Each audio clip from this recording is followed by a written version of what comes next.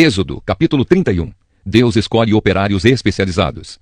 O Senhor Deus disse a Moisés: Eu escolhi Bezael, filho de Uri e neto de Ur, da tribo de Judá, e o enchi com o meu espírito. Eu lhe dei inteligência, competência e habilidade para fazer todo tipo de trabalho artístico, para fazer desenhos e trabalhar em ouro, prata e bronze, para lapidar e montar pedras preciosas, para entalhar madeira e para fazer todo tipo de artesanato.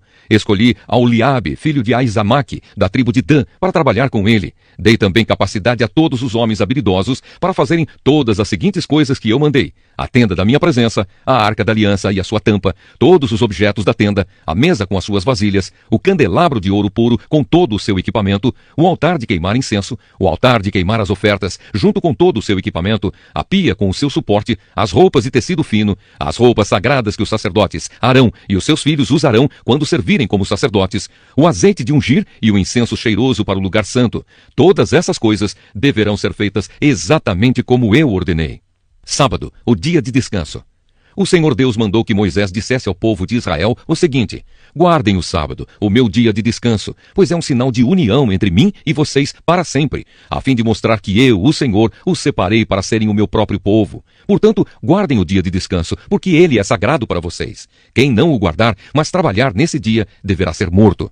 Vocês têm 6 dias para trabalhar, porém o 7º dia é o dia solene de descanso, separado para mim.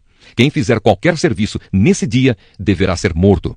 O povo de Israel deverá guardar esse dia como um sinal da aliança. É um sinal de união para sempre entre mim e o povo de Israel, porque eu, o Senhor, fiz o céu e a terra em 6 dias, e no 7º dia parei de trabalhar e descansei. Quando Deus acabou de falar com Moisés no Monte Sinai, entregou a ele as 2 placas de pedra, onde o próprio Deus havia escrito os mandamentos. O Evangelho de João, capítulo 10. Jesus, o pastor verdadeiro. Jesus disse: Eu afirmo a vocês que isto é verdade. Quem não entra no curral das ovelhas pela porta, mas pula o muro, é um ladrão e bandido. Mas quem entra pela porta é o pastor do rebanho. O porteiro abre a porta para ele. As ovelhas reconhecem a sua voz quando ele as chama pelo nome, e ele as leva para fora do curral. Quando todas estão do lado de fora, ele vai na frente delas e elas o seguem, porque conhecem a voz dele. Mas de jeito nenhum seguirão um estranho. Pelo contrário, elas fugirão, pois não conhecem a voz de estranhos. Jesus fez esta comparação, mas ninguém entendeu o que ele queria dizer. Jesus, a porta.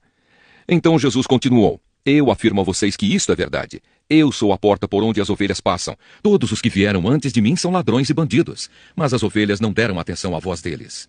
Eu sou a porta. Quem entrar por mim será salvo. Poderá entrar e sair e achará comida. O ladrão só vem para roubar, matar e destruir, mas eu vim para que as ovelhas tenham vida, a vida completa. Jesus, o bom pastor. Eu sou o bom pastor. O bom pastor dá a vida pelas ovelhas. Um empregado trabalha somente por dinheiro. Ele não é pastor, e as ovelhas não são dele. Por isso, quando vê um lobo chegando, ele abandona as ovelhas e foge. Então o lobo ataca e espalha as ovelhas. O empregado foge porque trabalha somente por dinheiro e não se importa com as ovelhas. Eu sou o bom pastor. Assim como o Pai me conhece e eu conheço o Pai, assim também conheço as minhas ovelhas e elas me conhecem. E estou pronto para morrer por elas. Tenho outras ovelhas que não estão neste curral. Eu preciso trazer essas também, e elas ouvirão a minha voz. Então elas se tornarão um só rebanho com um só pastor. O Pai me ama porque eu dou a minha vida para recebê-la outra vez. Ninguém tira a minha vida de mim, mas eu a dou por minha própria vontade. Tenho o direito de dá-la e de tornar a recebê-la, pois foi isso o que o meu Pai me mandou fazer. Quando ouviu isso, o povo se dividiu outra vez. Muitos diziam: ele está dominado por um demônio, está louco. Por que é que vocês escutam o que ele diz? Outros afirmavam: quem está dominado por um demônio não fala assim. Será que um demônio pode dar vista aos cegos? O povo rejeita Jesus. Era inverno e em Jerusalém estavam comemorando a festa da dedicação. Jesus estava andando pelo pátio do templo, perto da entrada chamada Alpendre de Salomão. Então o povo se ajuntou em volta dele e perguntou: até quando você vai nos deixar na dúvida? Diga com franqueza, você é ou não é o Messias?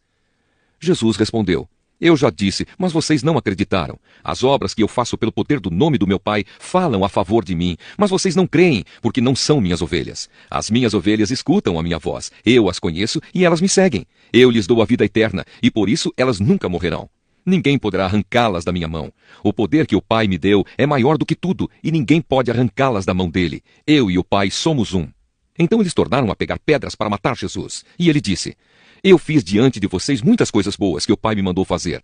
Por causa de qual delas vocês querem me matar? Eles responderam: não é por causa de nenhuma coisa boa que queremos matá-lo, mas porque ao dizer isso, você está blasfemando contra Deus, pois você que é apenas um ser humano está se fazendo de Deus. Então Jesus afirmou: na lei de vocês está escrito que Deus disse: vocês são deuses. Sabemos que as Escrituras Sagradas sempre dizem a verdade, e sabemos que, de fato, Deus chamou de deuses aqueles que receberam a sua mensagem. Quanto a mim, o Pai me escolheu e me enviou ao mundo. Então por que vocês dizem que blasfemo contra Deus quando afirmo que sou filho dele? Se não faço o que o meu Pai manda, não creiam em mim. Mas se eu faço, e vocês não creem em mim, então creiam pelo menos nas coisas que faço. E isso, para que vocês fiquem sabendo de uma vez por todas que o Pai vive em mim e que eu vivo no Pai. A essa altura tentaram novamente prendê-lo, mas Jesus escapou das mãos deles. Ele voltou de novo para o lado leste do Rio Jordão. Foi para o lugar onde João Batista tinha batizado antes e ficou lá. E muita gente ia vê-lo, dizendo: João não fez nenhum milagre, mas tudo o que ele disse sobre Jesus é verdade. E naquele lugar muita gente creu em Jesus. Provérbios, capítulo 7. Filho, lembre do que eu digo e nunca esqueça os meus conselhos. Faça o que eu digo e você viverá. Siga as minhas instruções com o mesmo cuidado com que você protege os olhos. Guarde sempre os meus ensinamentos bem gravados no coração. Trate a sabedoria como sua irmã e o entendimento como o seu melhor amigo. Eles conservarão você longe das mulheres imorais, das mulheres de palavras sedutoras. A mulher imoral. Uma vez eu estava olhando pela janela da minha casa e vi vários rapazes sem experiência, mas notei que um deles era mesmo sem juízo. Esse rapaz estava andando pela rua, perto da esquina onde morava uma certa mulher. Ele passava por perto da casa dela ao anoitecer, quando já estava escuro. E aconteceu que essa mulher foi encontrar-se com ele, vestida como uma prostituta e cheia de malícia. Ela era espalhafatosa e sem vergonha e estava sempre andando pelas ruas. Ficava esperando em alguma esquina, às vezes numa rua, outras vezes na praça. Ela chegou perto do rapaz e o abraçou e beijou. Então, com um olhar atrevido, disse: paguei hoje os meus votos e a carne da oferta de paz está comigo. Por isso saí procurando você. Eu queria encontrá-lo e você está aqui.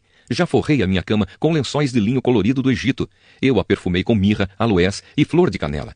Venha, vamos amar a noite toda. Passaremos momentos felizes nos braços um do outro. O meu marido não está em casa. Ele foi fazer uma longa viagem. Levou bastante dinheiro e só voltará daqui a alguns dias.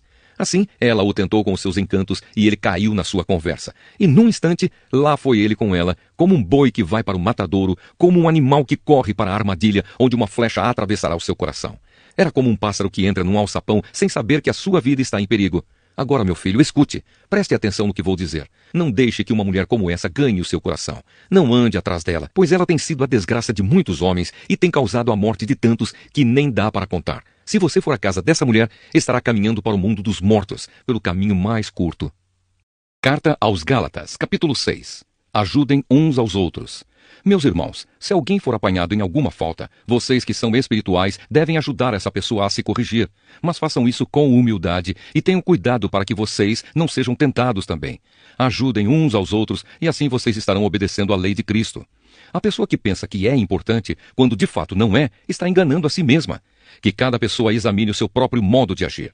Se ele for bom, então a pessoa pode se orgulhar do que fez, sem precisar comparar o seu modo de agir com o dos outros, porque cada pessoa deve carregar a sua própria carga.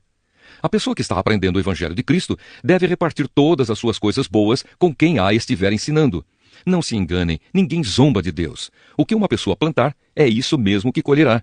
Se plantar no terreno da sua natureza humana, desse terreno colherá a morte. Porém, se plantar no terreno do Espírito de Deus, desse terreno colherá a vida eterna. Não nos cansemos de fazer o bem, pois se não desanimarmos, chegará o tempo certo em que faremos a colheita. Portanto, sempre que pudermos, devemos fazer o bem a todos, especialmente aos que fazem parte da nossa família na fé. Últimos conselhos e saudações. Vejam as letras grandes que estou escrevendo com a minha própria mão. Os que estão forçando vocês a se circuncidarem são pessoas que querem ficar orgulhosas de coisas de pouca importância. Eles fazem isso somente para não serem perseguidos por causa da cruz de Cristo, pois nem mesmo os que praticam a circuncisão obedecem à lei. Porém, eles querem que vocês se circuncidem, para que eles possam se gabar de terem colocado o sinal da circuncisão no corpo de vocês. Mas eu me orgulharei somente da cruz do nosso Senhor Jesus Cristo, pois por meio da cruz o mundo está morto para mim, e eu estou morto para o mundo. Não faz nenhuma diferença se o homem é circuncidado ou não. O importante é que ele seja uma nova pessoa. E para todos os que seguem essa regra na sua vida, que a paz e a misericórdia estejam com eles e com todo o povo de Deus. Para terminar, que mais ninguém crie dificuldades para mim, pois as marcas no meu corpo mostram que sou escravo de Jesus. Bênção. Que a graça do nosso Senhor Jesus Cristo esteja com todos vocês, meus irmãos. Amém.